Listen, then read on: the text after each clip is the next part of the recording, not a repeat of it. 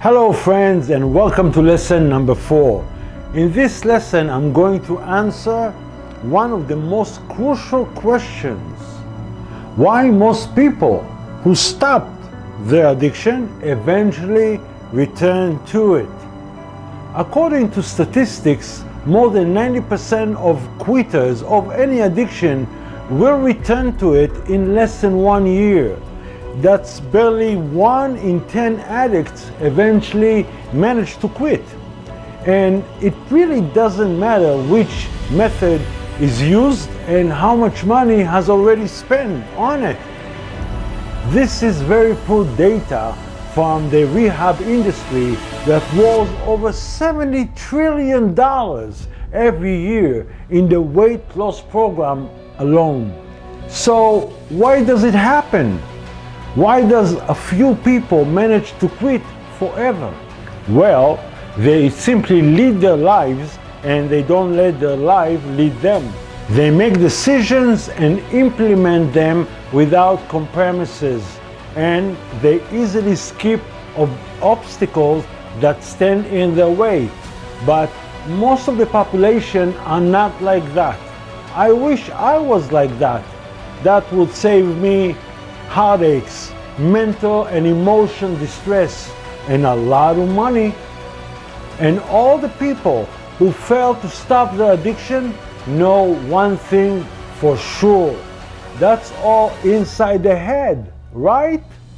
I know people who stopped their addiction for a few years and then one day, from out of the blue, they went straight back to it. And the reason is that they didn't know where in the head the urge comes from.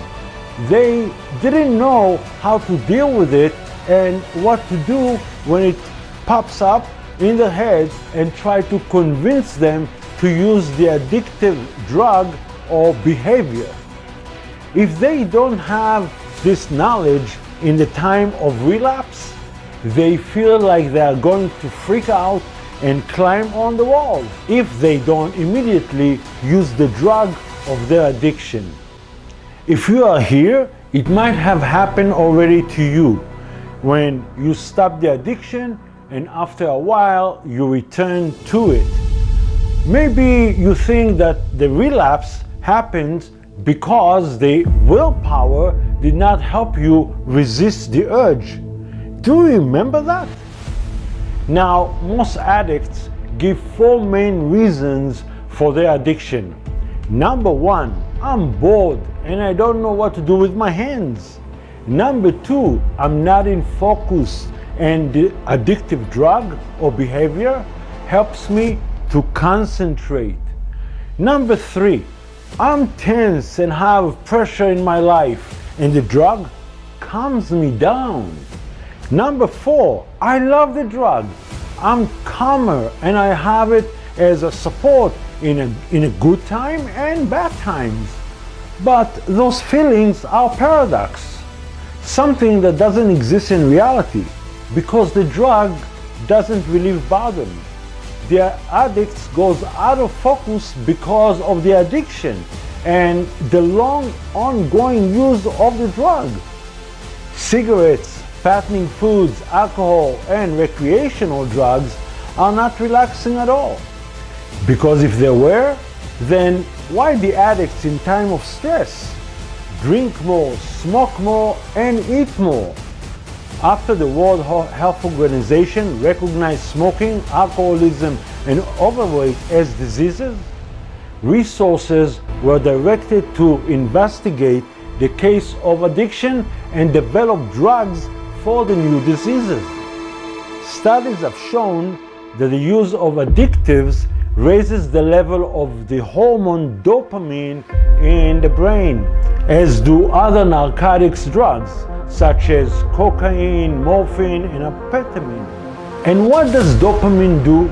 Increases the level of happiness, enjoyment, concentration, and motivation, which we are all seek and strive to reach. And how do you feel after smoking, eating, drinking, and using recreational drugs? A feeling of joy, calmness, hope, confidence, satisfaction, peace of mind, and love.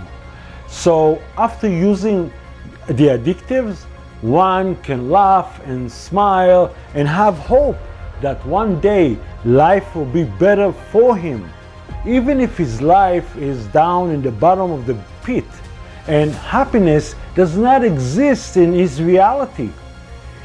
And when do quitters usually go back to the addiction? There are two situations that makes it happen. Number one, the person is calm and happy, but he's in a situation that reminds him that the addictive that he just quit will make him happier. For example, he's with friends at the bar with a glass of beer in hand, or at the party, and his friends smoke or eat something fattening or drink liquor and laugh. And he just quit smoking or drinking or eating sweets. At the moment, the quitter feels that those addictives will make it happier than he is already. The second reason is when the person is in the opposite situation. He's not happy. He's sad, nervous, and depressed. Something not good has happened to him and he's having a bad day. And his mind knows that whatever he just quit will improve his mood. If you manage to stop the addiction for more than a month to 3 months and then return to it, there was only one reason for it.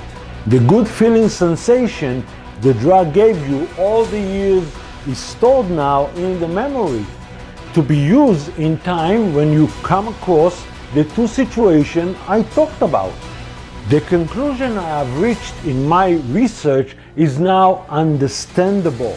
Addiction is actually not caused by nicotine, sugar, alcohol, recreation drug, and such, which after a few months you cannot even find a trace of them in the bloodstream. Addiction is caused by the good feeling sensation stored in the memory of the subconscious mind. Even if it's unreal sensation, it's still stored there. Look at this fact. Anyone who has stopped smoking knows that he has a very high chance to gain weight. Remember that fattening food and nicotine both raises dopamine level in the brain? So most people who quit one drug immediately start another one. Gaining weight after quitting smoking is one example that can happen when replacing one addiction with another. If you are addicted to sugar and nicotine, I want you to know that before the 19th century, there were lucrative drugs and only few people could afford them. However, when the Industrial Revolution started, those drugs were cheaper to buy everywhere. To understand how Americans gave up on smoking for fattening food, to where over 70% are overweight or obese, please watch the next lesson. Thank you very much, and I will see you later. Bye-bye.